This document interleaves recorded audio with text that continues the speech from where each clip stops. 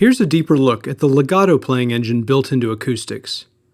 Acou6tics has two different legato modes. The first, and the best starting point, is hammer-on pull-off mode, or HOPO. The other is slide-up slide-down mode, or SUSD. By default, bank 5, triggered by hitting the E0 key switch, puts you in hammer-on pull-off mode. When you go into legato mode, 4 of the knobs in the front panel change to give you easy access to legato controls. When you're in this mode, you'll only be able to play a single monophonic note at a time, but Acou6tics will adjust and render your playing with real legato, automatically using a hammer-on or pull-off articulation anytime you play notes that are connected.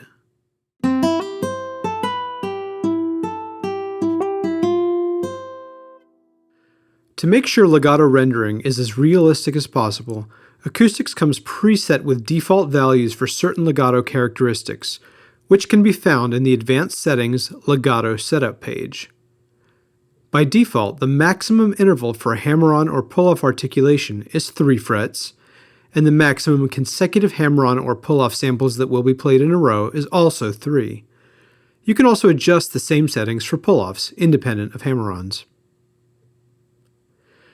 If you play large intervals that are greater than the set limit, Acou6tics may sometimes substitute a slide instead. This is controlled by slide's probability, and you can set this anywhere from 0 to 100%. If you specifically want Acou6tics to slide between notes, then you can use slide-up slide-down mode, whose default key switch trigger is F0. This legato mode works the same as hammer-on pull-off mode, except it uses slides anytime it's physically possible.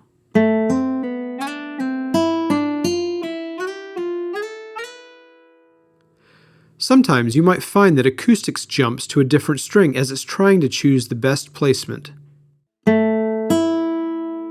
If you want to force it to stay on the same string, hold down F#0, which is a forced key switch that tells Acou6tics to stay on the same string.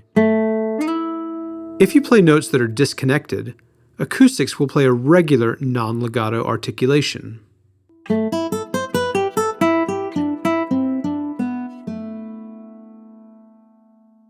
If you want to force a full slide between notes, use the G#0 forced key switch and you'll get this.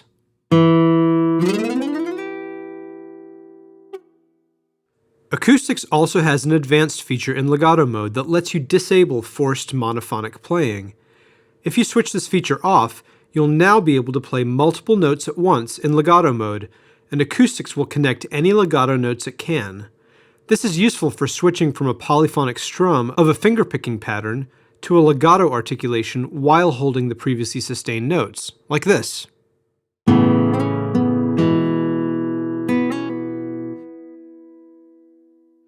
Let's talk about the 4 additional knobs that appear when you're in one of the legato modes.